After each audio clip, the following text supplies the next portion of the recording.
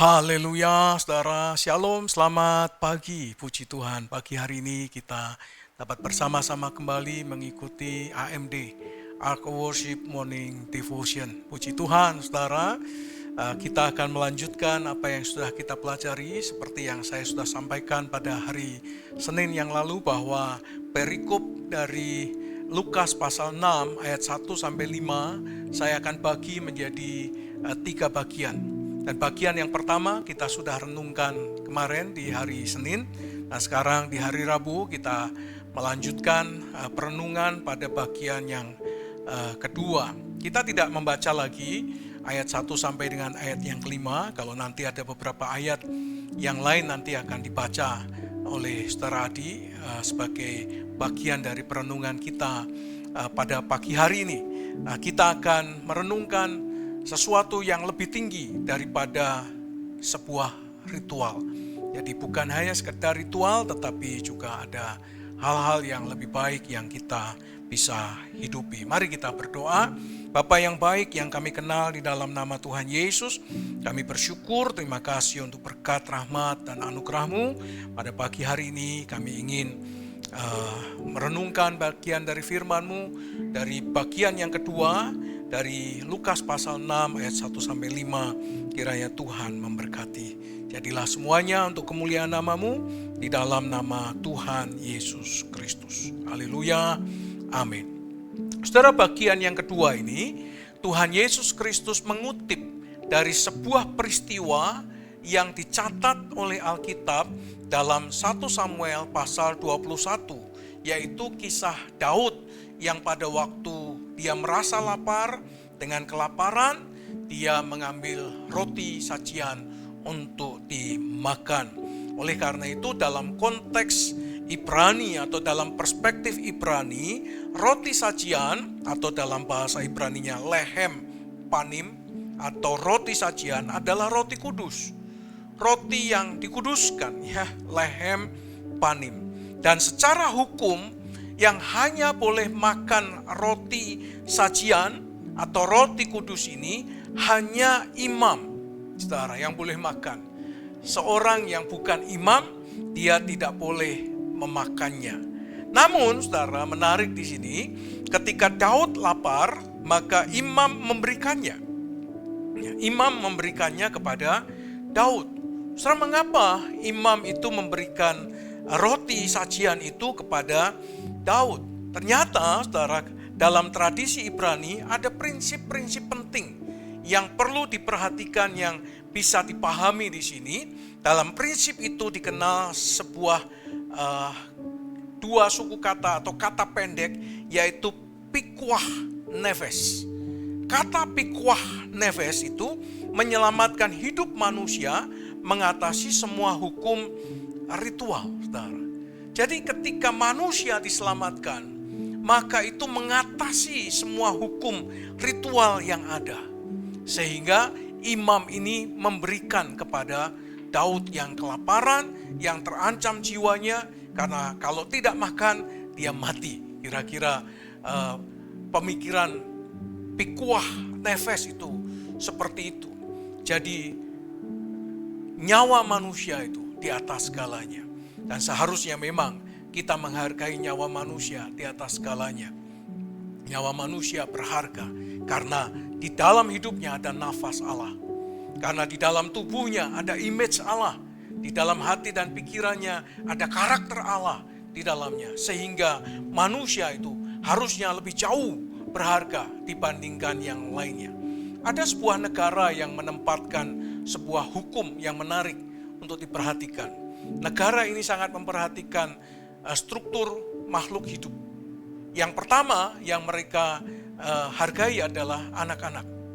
Jadi anak-anak itu sangat dihargai oleh negara ini. Oleh karena itu orang tua atau siapapun tidak boleh menyakiti anak-anak. Kalau orang tuanya menyakiti anak-anak, maka orang tuanya yang diadili dan kemudian dihukum.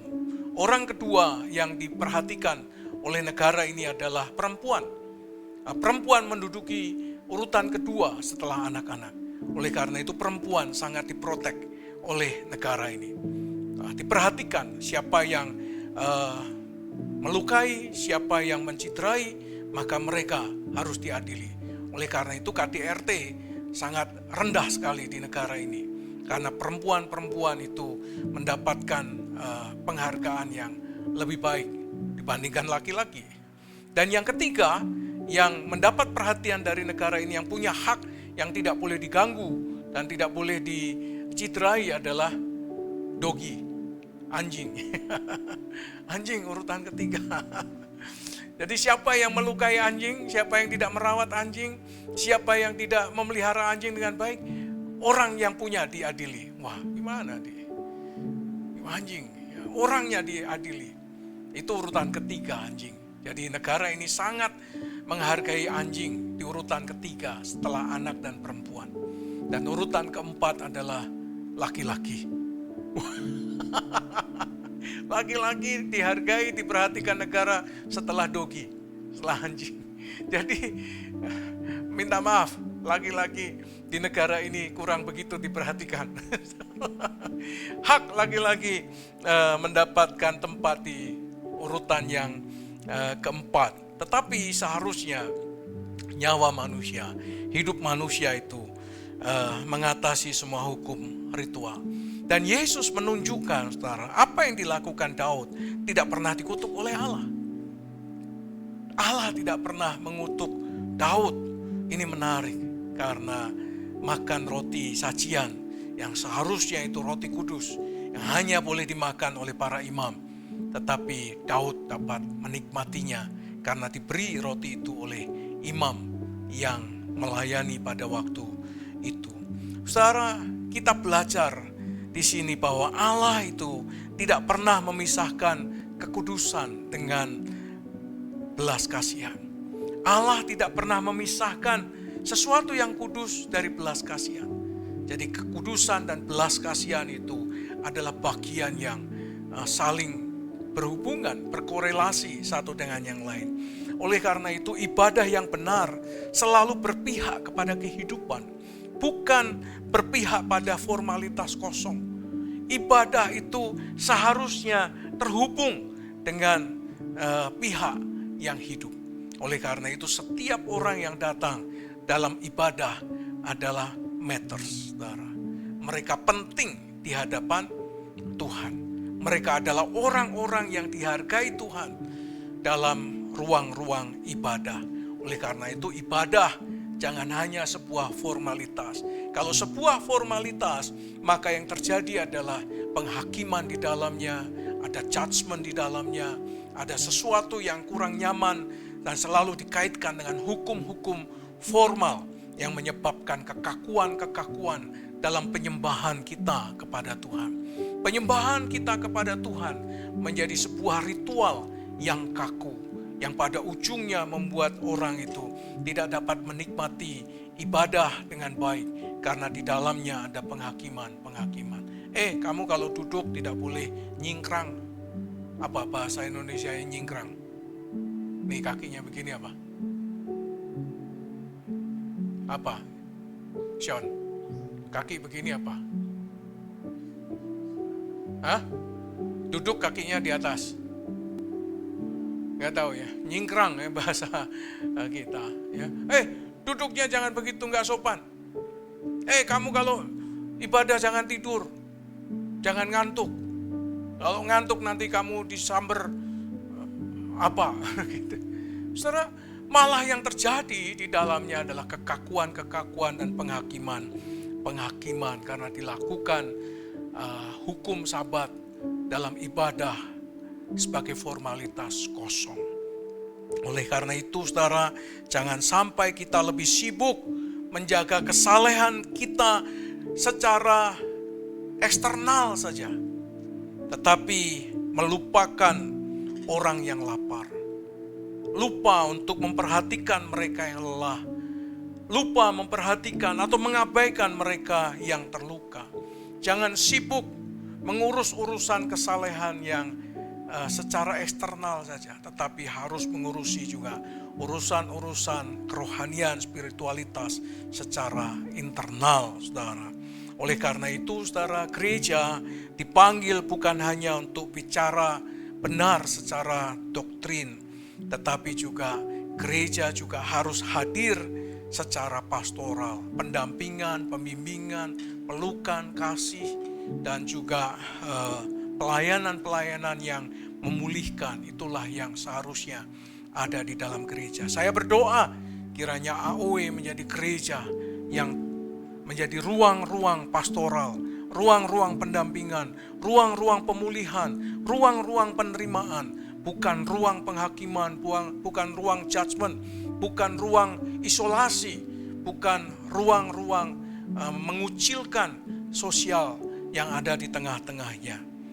Gereja AOE seharusnya menjadi gereja yang terbuka, karena ritual yang terbaik bukan apa yang nampak secara eksternal, tetapi belas kasihan ketika melaksanakan hukum Sabat di dalamnya. Oleh karena itu, belas kasihan dan ritual itu harusnya seimbang, bahkan lebih tinggi daripada ritual itu sendiri. Saya berdoa kiranya semua kita menikmati rahmat dan berkat Sabat. Pertanyaan saya adalah, apakah gereja kita dikenal karena aturannya atau karena belas kasihannya? Gimana, Di? GKMI lebih dikenal aturannya atau belas kasihannya? Harusnya dikenal belas kasihannya, bukan aturannya. Jangan sampai kita menjadi orang yang terkenal gereja yang berpegang teguh pada tata gereja, tetapi mengabaikan firman Tuhan. Jangan sampai kita dikenal sebagai gereja yang berpegang teguh pada aturan-aturan normatif buatan manusia, daripada mengikuti firman Tuhan sebagai aturan tertinggi yang seharusnya menjadi bagian dari kehidupan kita. Belas kasihan harus menjadi bagian dari kehidupan gereja kita, melebihi aturan-aturan. Amin. Amin. Mari kita berdoa. Bapa yang baik, kami bersyukur untuk pagi hari ini. Kiranya sungguh AOE menjadi gereja yang terbuka, menjadi gereja yang penuh dengan belas kasihan, gereja yang terus hadir dalam bentuk kasih kepada orang-orang yang beribadah di dalamnya. Menjadi gereja yang terus menjadi gereja yang hadir untuk ruang-ruang pemulihan, ruang-ruang perawatan, ruang-ruang pembimbingan, pendampingan, dan membuat orang-orang berjumpa dengan Tuhan secara pribadi. Terima kasih Bapa, kami mengucap syukur untuk pagi hari ini. Kami menyerahkan semua aktivitas kami, kiranya sungguh kami disertai dan diberkati oleh Tuhan. Di dalam nama Tuhan Yesus Kristus, Tuhan memberkati engkau dan melindungi engkau. Tuhan menyinari engkau dengan wajahnya dan memberi engkau kasih karunia. Tuhan menghadapkan wajahnya kepadamu dan memberi engkau damai sejahtera.